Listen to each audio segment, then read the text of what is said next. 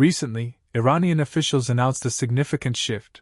They would permit oil tankers to transit the Strait of Hormuz, provided the crude oil being transported was acquired using Chinese yuan. This pivotal announcement, largely overlooked by mainstream news outlets, quickly ignited discussion across social media platforms.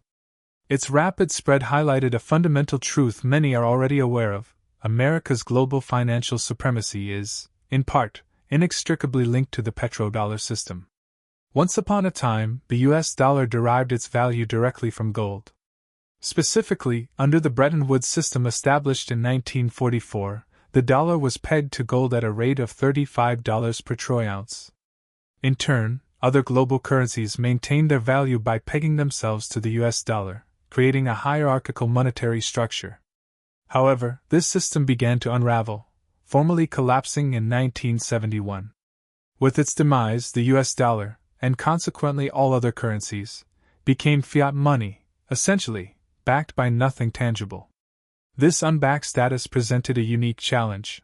A currency no longer tethered to a physical asset could theoretically be printed in unlimited quantities. While in theory this offers flexibility, in practice, excessive currency creation inevitably leads to a loss of value due to inflation, a basic principle of supply and demand. More supply typically means less value. Recognizing this inherent problem, the United States devised a remarkably clever solution in the early 1970s. Just a few years after Bretton Woods ended, America struck an informal, yet powerful, deal with Saudi Arabia and other key Gulf countries. The agreement stipulated that these nations would price and sell their vast oil reserves exclusively in US dollars. In return, the US committed to providing military protection, sharing technology, offering economic assistance, and fostering diplomatic ties. Contrary to widespread speculation, particularly from certain fringe media outlets, this understanding was never formalized as an official treaty, and therefore did not expire in June 2024. However, another less discussed, yet entirely accurate, claim reveals a second crucial component of this arrangement. Saudi Arabia agreed to reinvest any surplus US dollars earned from oil exports back into US assets, predominantly US treasuries, essentially, US government debt. This detail was brought to light by a 2016 Bloomberg article, which unveiled specifics of the 1974 agreement between the US and Saudi Arabia. It stated, "The basic framework was strikingly simple. The US would buy oil from Saudi Arabia and provide the kingdom military aid and equipment. In return, the Saudis would plow billions of their petrodollar revenue back into US treasuries and finance America's spending. To fully appreciate this arrangement, it's important to understand how the US government funds its expenditures. Beyond collecting taxes, the government issues bonds. These were once literal pieces of paper that promised to repay the holder the principal amount plus interest at a future date. For example, a $100 10-year Treasury bond with a 5% interest rate would return $100 in principal plus $5 in interest annually for 10 years, ultimately paying back a total of $150 over that decade.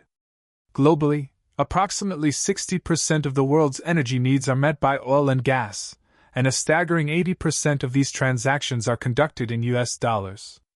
Consider this: if Saudi Arabia sells $10 billion worth of oil to Japan, Japan must acquire those $10 billion in US dollars to complete the purchase.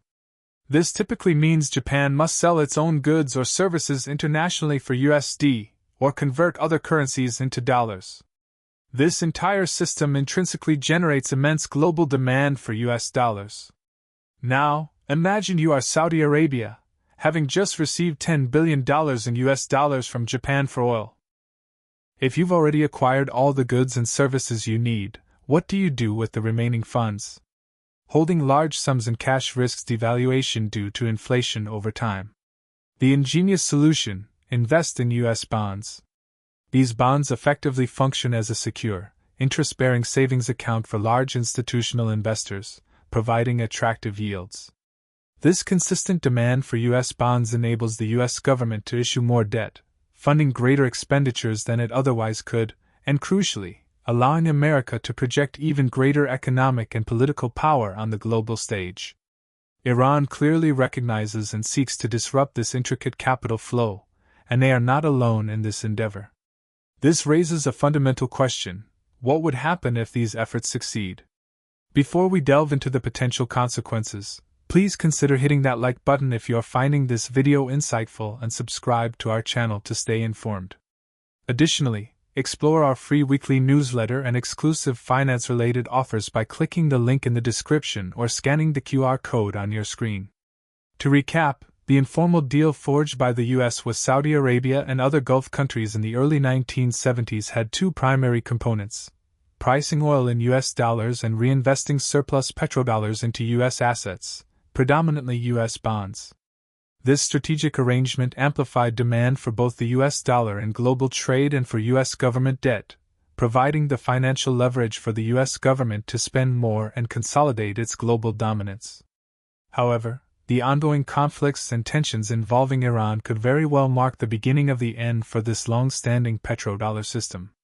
The bedrock of the petrodollar agreement for Gulf countries was the promise of US military protection. Yet, as recent events have shown, the U.S. military's ability to consistently shield its allies from Iranian attacks, particularly within the Gulf region, appears increasingly compromised. While many Gulf nations have developed their own robust defense capabilities, the perceived weakening of U.S. military commitment suggests a breach in the informal agreement. The promised protection seems clearly insufficient, posing a significant challenge to the arrangement's integrity.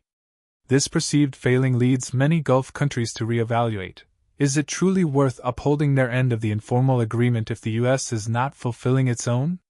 For some, the answer may increasingly lean towards no, especially in light of Iran's serious overtures to allow Strait of Hormuz passage for merchandise paid for in Chinese yuan.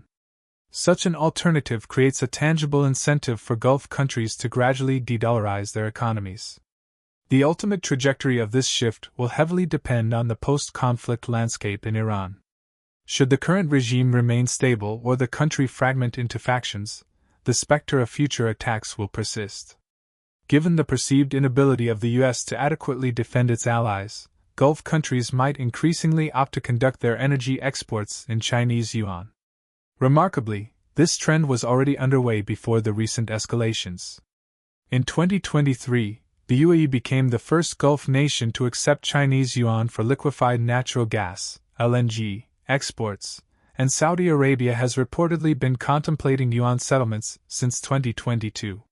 Furthermore, in 2024, Saudi Arabia joined Bridge, an innovative central bank digital currency system designed to facilitate direct trade between banks and non-USD countries, including China, thereby bypassing the US dollar entirely. Undoubtedly, these developments are not welcomed by the United States. However, two crucial points must be considered. First, even if Gulf countries were to predominantly conduct their exports in Chinese yuan, there's a strong likelihood they would still convert much of that yuan back into US dollars. This is simply because the US dollar and US bonds continue to be regarded as the safest and most liquid assets globally. The real question, then, is whether Gulf countries would continue to allocate excess dollars into other U.S. assets, be they bonds or stocks. From our perspective, the answer could well be no. The recent conflicts have underscored the urgent need for Gulf countries to significantly bolster their own defense capabilities. While ironically, a substantial portion of this increased defense spending would likely still flow into U.S. military contractors, it represents a diversion of capital that might otherwise have been invested in U.S. financial markets. Second, the U.S.'s reliance on Gulf countries for oil has dramatically diminished over the last decade.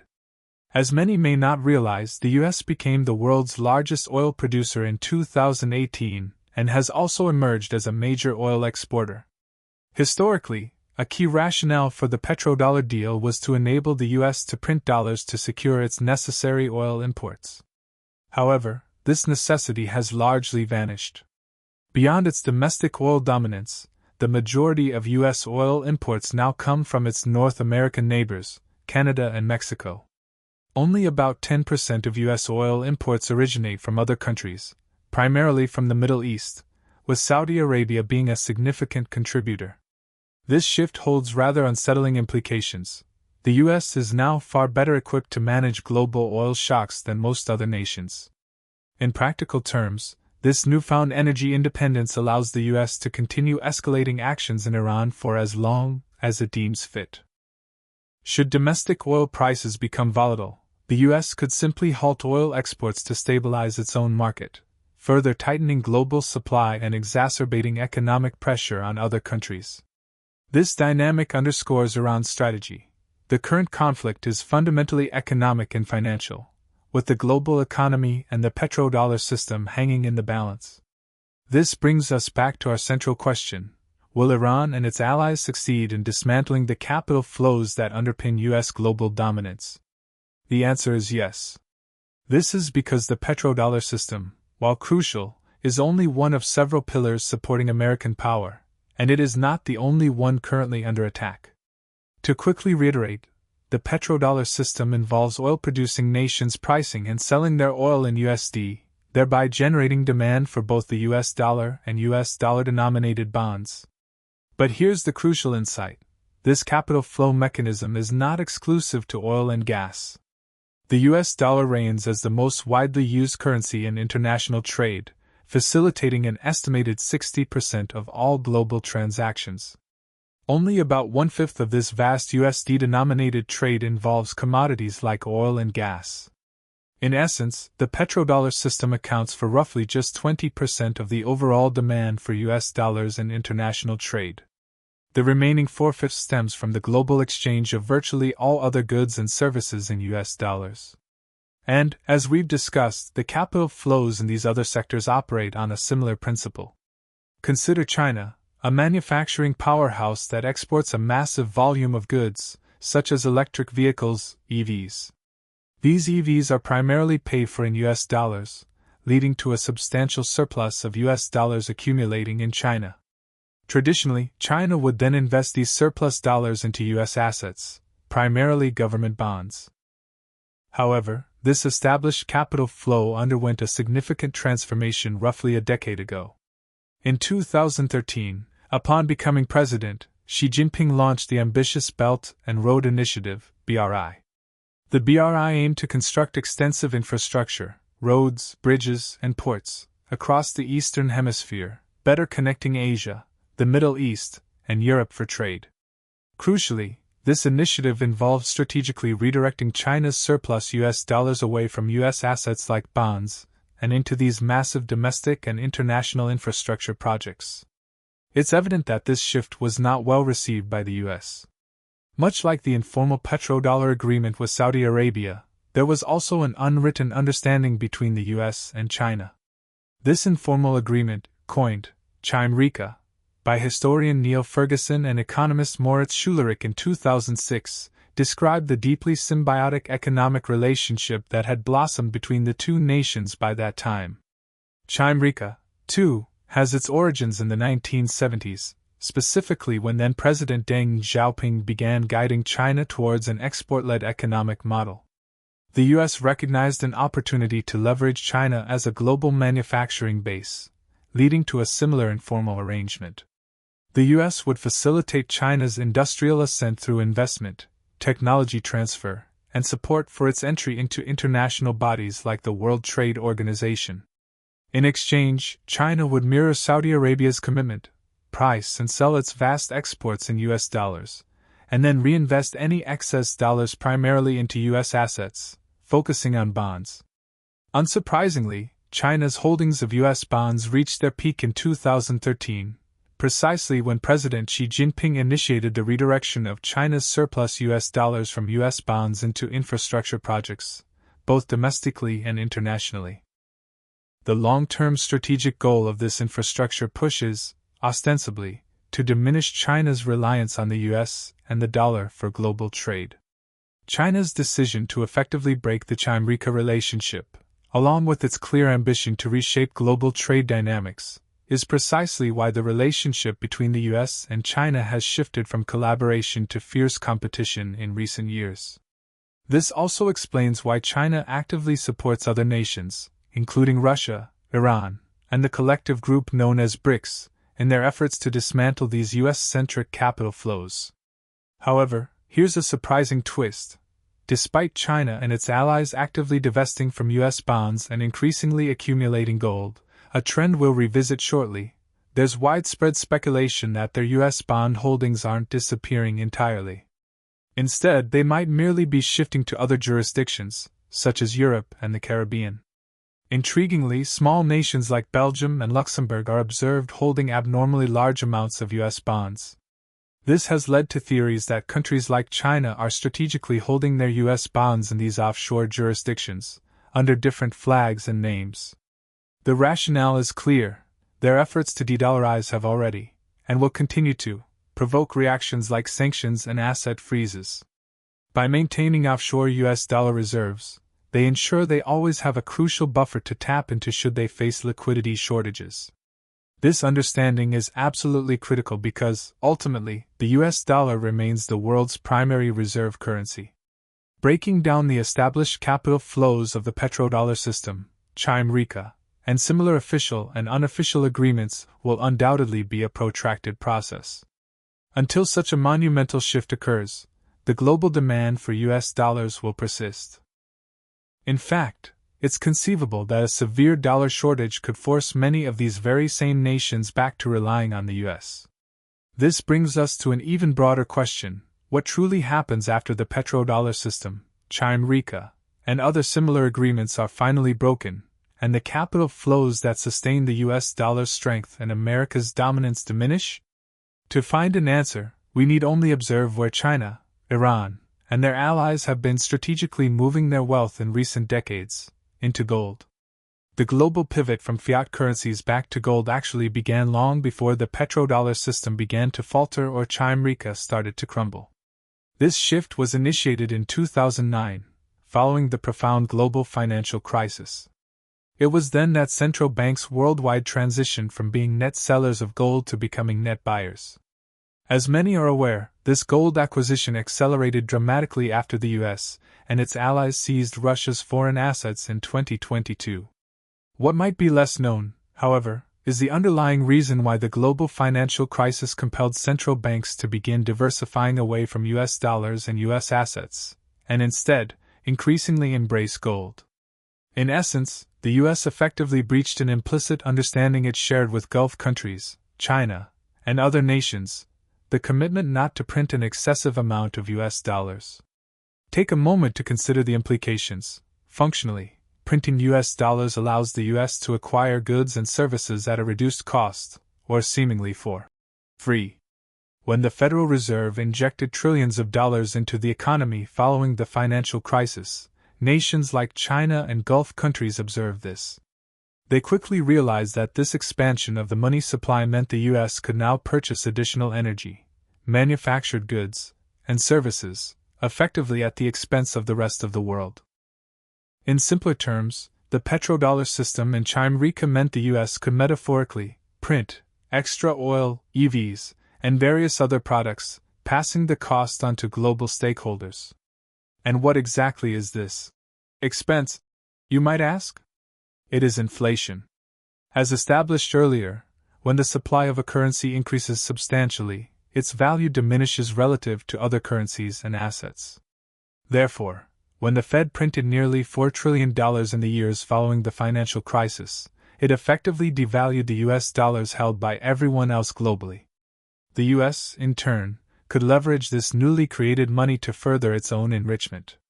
This, arguably, is the fundamental reason why so many countries have actively pursued de-dollarization strategies in recent years.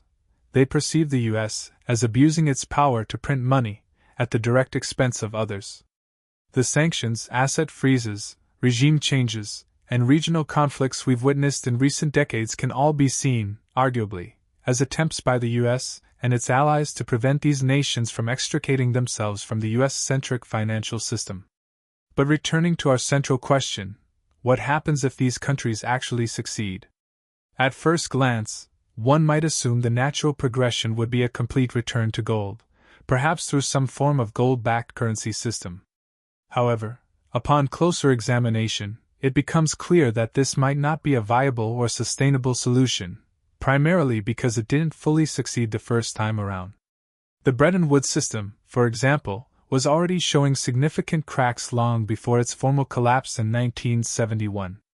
The core issue lies in the inelastic supply of gold.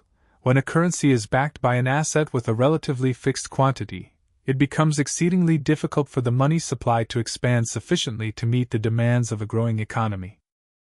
Imagine a scenario where your country experiences a rapid economic boom, businesses flourish, transactions multiply, and the population grows.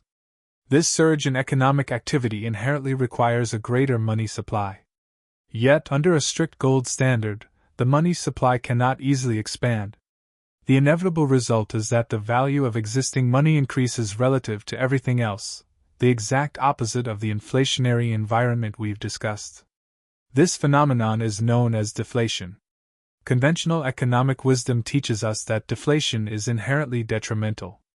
While it can be beneficial for the average consumer by increasing purchasing power, it simultaneously makes debt more expensive to repay. This, in turn, can be highly unfavorable for wealthy individuals, institutions, and governments burdened by significant debt. Whether this conventional wisdom holds true in the long run is a question that may soon be put to the test. If you're keen to explore what a world operating under a gold standard might entail, we encourage you to watch our dedicated video on that topic right here. We sincerely thank you for staying with us to the end of this discussion, and we look forward to seeing you again soon.